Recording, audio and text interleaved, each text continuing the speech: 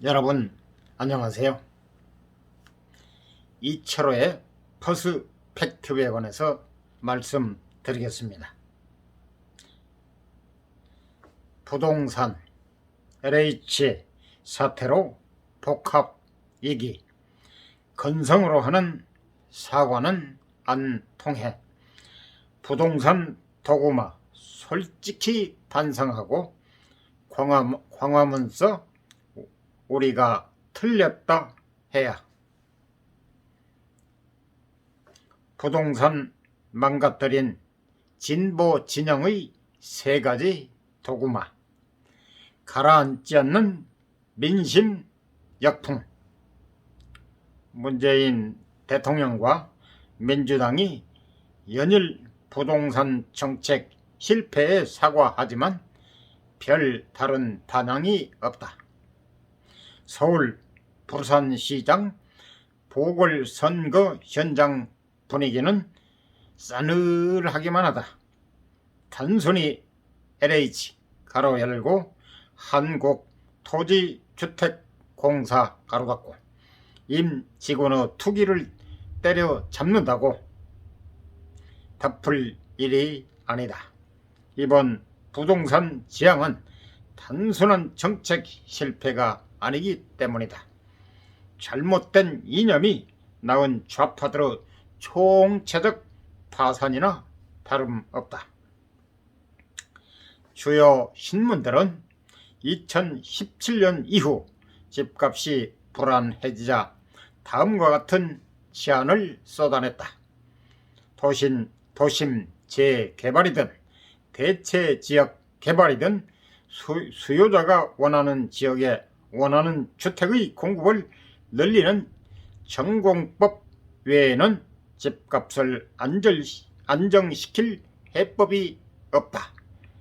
가용 부재가 부족한 서울의 주택 공급은 80%가 재건축, 재개발에 의존한다. 이것이 투기라는 인식에서 벗어나 주택 공급 원천이라는 현실도 직시해야 한다. 이에 비해 문재인 정부의 부동산 인식은 2018년 한 좌파 신문에 잘 표현되어 있다. 일부에서는 재건축, 재개발 규제 완화 등을 통해 주택 공급을 늘리라고 주장한다. 하지만 투기 세력이 좋은 일만 시켜주는 꼴이 된다. 국토연구원 통계를 보면 서울의 주택 보급률이 2006년 94.1%에서 2016년 96.1%로 높아졌다. 100%에 육박하고 있다. 반면 자기 보유율은 같은 기간 51.4%에서 45.7%로 대래 떨어졌다. 늘어난 주택이 무주택 서민이 아닌 다주택자에게 돌아간 것이다. 좌파는 공급 확대 요구를 보수 진영과 토건족의 공급 만능주의라고 매도했다. 문 대통령을 둘러싼 김수현 전 정책실장, 김미연 전 국토부 장관은 부동산에 관한 세 가지의 교도적 교리를 설파하고 다녔다. 이른바 부동산 3대 도마다. 첫째, 부동산 정책의 궁극적 목표는 집값 안정보다 주거 안정이다. 둘째, 이미 주택 공급은 충분하다. 셋째, 민간 주도는 악이고 공공 주도 개발이 선이라는 믿음이 바로 그것이다. 좌파는 부동산을 경제 문제로 보기보다 정치 이념적으로 접근했다. 이런 신기루 같은 신념에 사로잡혀 결국 부동산을 망가뜨렸다. 집값 안정보다 주거 안정, 허황한 구호. 좌파들은 주택은 소유하는 게 아니라 생활하는 공간이 돼야 한다고 강조했다. 그래서 집값 안정보다 주거 안정이 중요하다는 맹신이 탄생했다. 집값 안정과 주거 안정은 서로 보완하는 개념인데 이들은 상호 대립하는 개념으로 몰고 갔다. 주택 가격이 상승하면 시차를 두고 전 월세가 오르나는 과거 경험이나 전문가들의 지적에는 길을 닫았다. 대신 공공임대주택을 대량으로 싸게 공급하는 데만 초점을 맞추었다. 좌파 언론들도 정부의 주택 공급은 철저하게 공공임대 또는 토지 임대 부분양 가로 열고 건물만 소유 가로 닫고에 국한될 필요가 있다. 주택 소유의 필요성을 낮추는 게 집값을 잡는 가장 확실한 처방이라고 지원 사격을 했다. 이런 논리에 따라 문재인 정부는 출범하자마자 2017년 임대사업 활성화 법안을 만들었다. 다주택자들이 임대사업자로 전환하면 파격적으로 세금을 깎아주었다. 하지만 임대사업자는 다주택자라는 현실을 간과했다. 임대사업을 격려하고 응원할수록 다주택자들의 주택 쇼핑이 기승을 부렸다. 2017년 211만 명이던 다주택자는 2019년 228만 명으로 급증했다.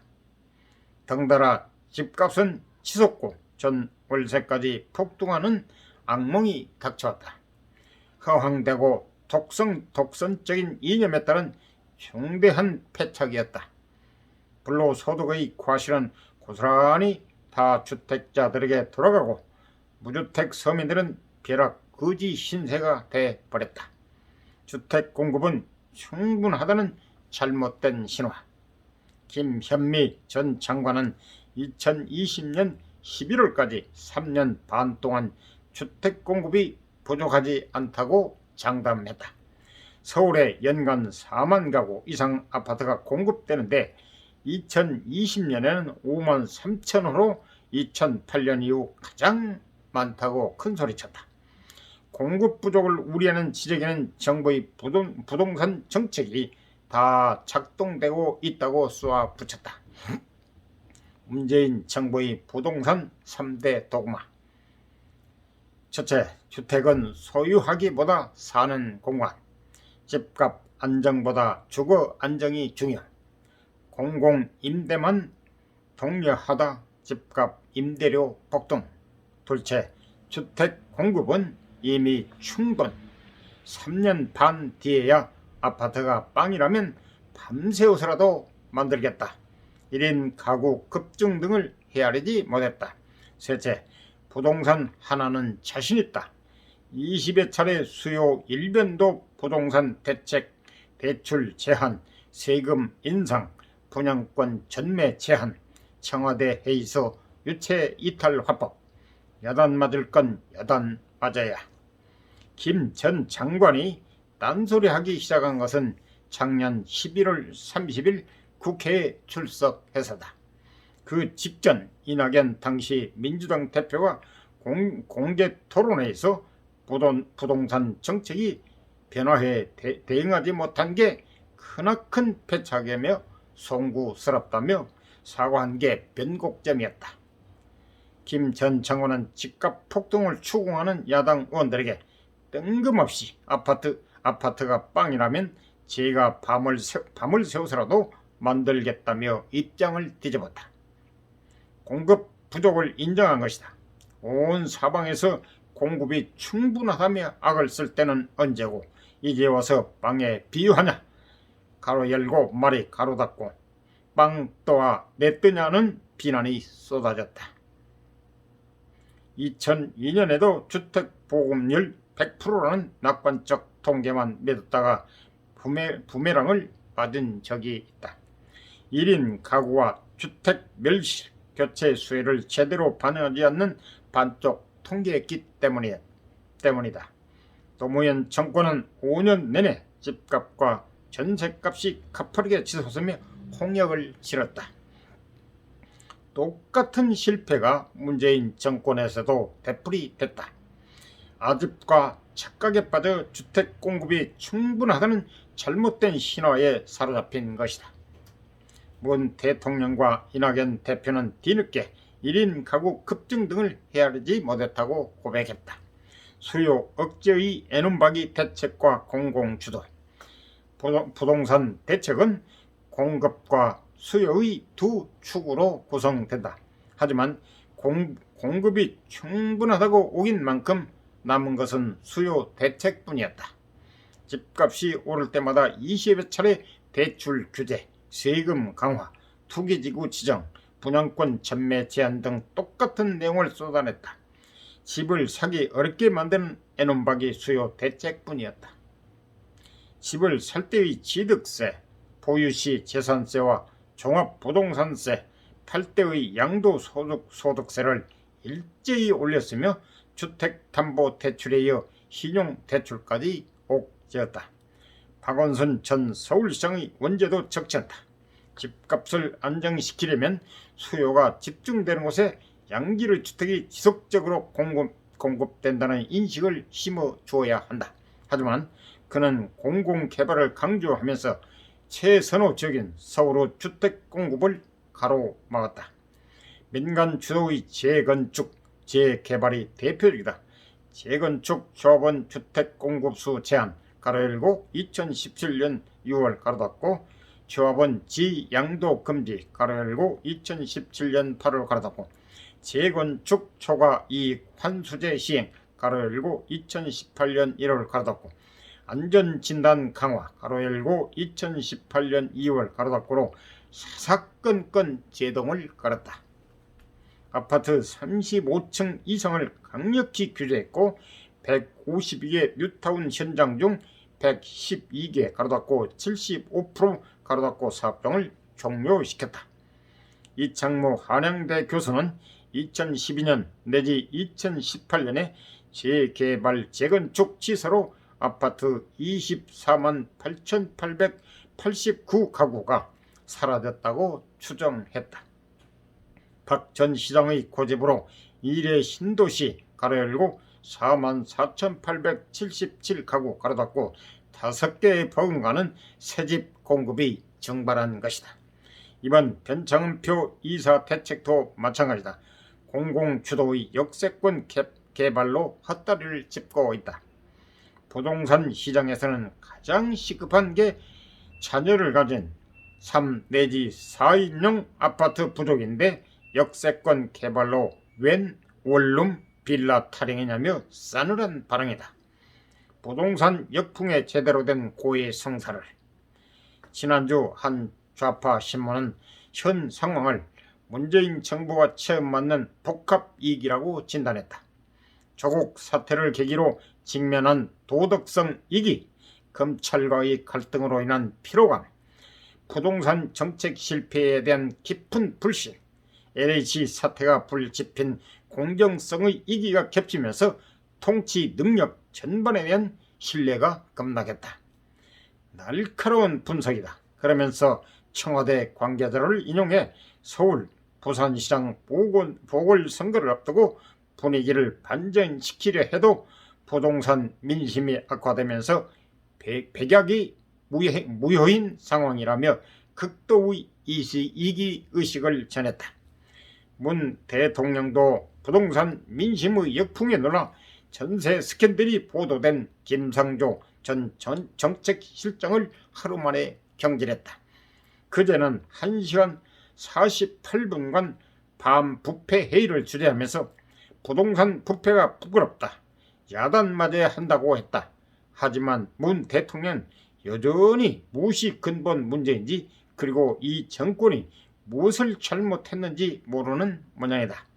공무원들과 산하 공기업의 투기만 나무라는 유체이탈 화법을 하고 있다.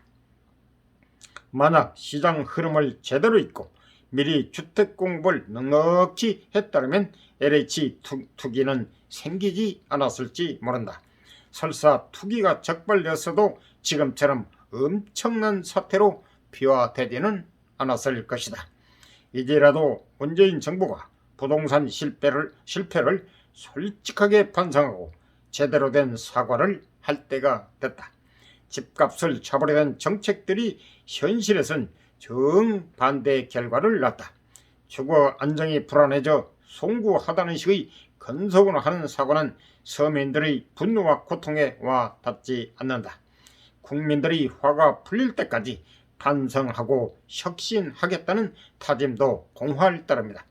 모두 무엇보다 부동산 3대 도그마부터 반성하는 게 우선이다. 진정한 고해성사라면 우리가 틀렸다, 잘못된 도그마에 빠져 너무 큰 고통을 안겨드려 죄송하다는 솔직한 고백으로 시작해야 할 것이다. 그리고 지금처럼 문 대통령이 청와대 수석회의에서 국민들께 심려를 끼쳐서 송구하다며 A4 용지를 읽는 방식은 곤란하다. 너무 성의가 없어 보인다. 적어도 부동산 책임자였던 김수현 전 실장, 김현미 전 장관과 함께 서울 광화문 광장에서 석고 퇴제하는 모습 정도는 연출해야지 않을까 싶다.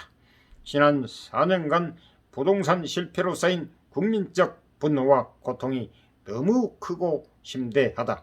이상은 이철호 칼럼니스트의 칼럼니스트였습니다. 도움이 되셨다면 구독, 좋아요 꾹 눌러주세요. 감사합니다.